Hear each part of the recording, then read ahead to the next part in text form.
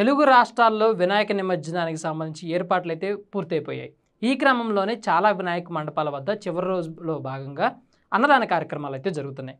అయితే ర్యాండమ్గా నేను ఎక్స్ సెర్చ్ చేస్తూ ఉంటే అందులో ఒక హ్యాష్ ట్యాగ్ బాగా ట్రెండింగ్లో కనిపిస్తుంది. అదే జగనన్న ఇన్సల్ట్స్ లార్డ్ గణేష్.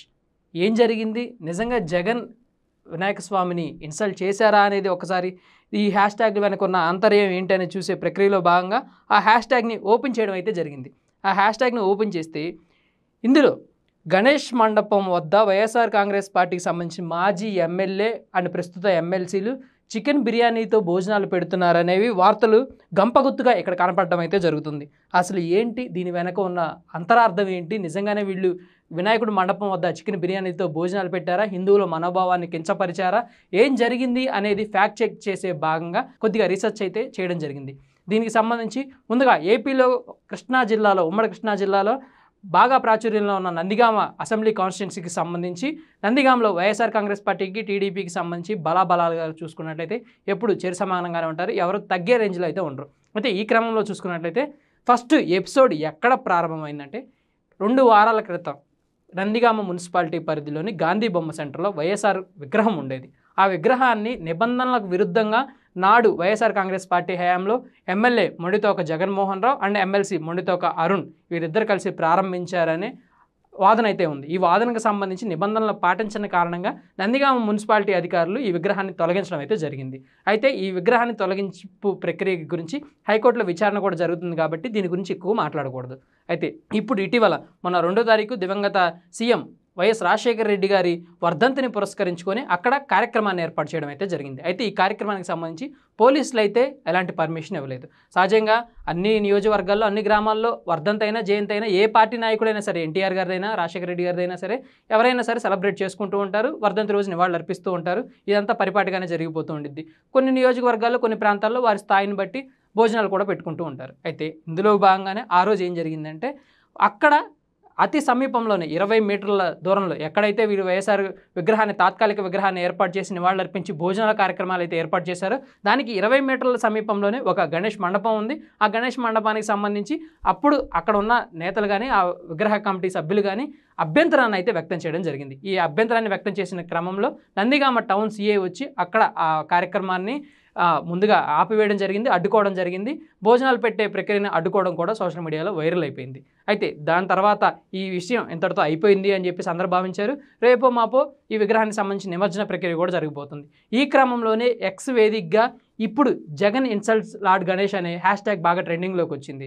అయితే ఇందులో వైఎస్ఆర్ కాంగ్రెస్ పార్టీ వాదన ఏంటంటే ఆ విగ్రహానికి సంబంధించి కానీ, ఈ భోజనాలకు సంబంధించి కానీ 2 సంబంధం లేని అంశాలు, ఈ 2 సంబంధం లేని అంశాలకు ముడిపెట్టి కావాలనే టార్గెట్ చేస్తున్నారని చెప్పేసి వైఎస్ఆర్ కాంగ్రెస్ పార్టీకి సంబంధించి నందిగామలో ఉన్న స్థానిక ఎమ్మెల్సీ మొండితోక అరుణ్ కుమార్ గారు అయితే స్పష్టం చేయడం జరిగింది.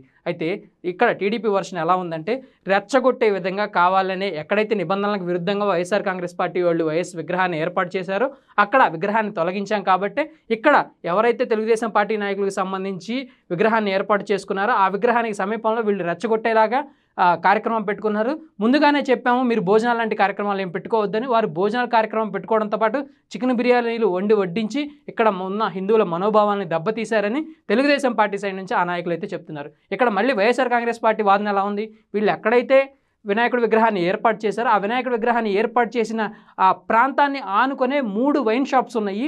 మరి అప్పుడేమైపోవాలి హిందువుల మనోభావాలు? వైన్ షాప్స్ ఉంటే ఒక లెక్క, మేము ఒక 100 మందికో 200 మందికో భోజనాలు పెట్టుకుంటే మరోలాగా చూస్తారా అని చెప్పేసి ఇద్దరి మధ్య మాటలు అయితే నందిగామ నియోజకవర్గంలో బాగా పేలుతున్నాయి.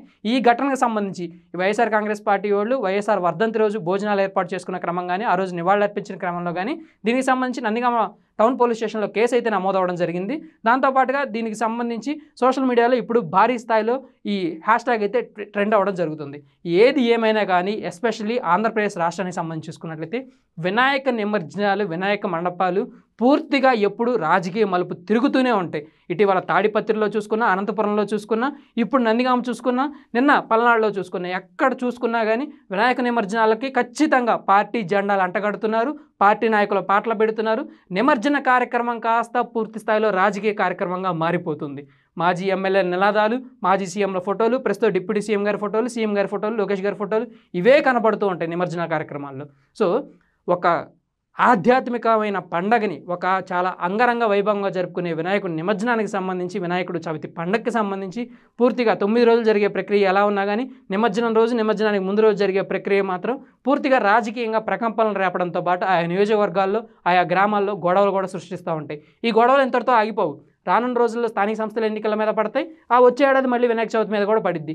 ఏదో ఒక గొడవ జరిగిద్ది, గ్రామాల్లో కొట్టుకుంటారు. దాని పర్యవస్థానం ఎలా ఉంటుందంటే ఏదో ఒక వర్గానికి సంబంధించిన వాళ్ళు లేదంటే ఇంకొకళ్ళు నెక్స్ట్ ఇయర్ వినాయకుడి విగ్రహం పెట్టడానికి పోలీసులు అనుమతి ఇవ్వని స్థాయి వరకు పోతుంది. సో ఇందులో దాగున్న పరమార్థం ఏంటంటే ఫైనల్గా వన్ ఇండియా చేసిన ఫ్యాక్ట్ చెక్లో వాళ్ళు బిర్యానీ పెట్టిన మాట వాస్తవం, అక్కడ గణేష్ మండపం ఉన్న మాట వాస్తవం. కానీ ఈ రెండింటికి లింక్ అయితే లేదు.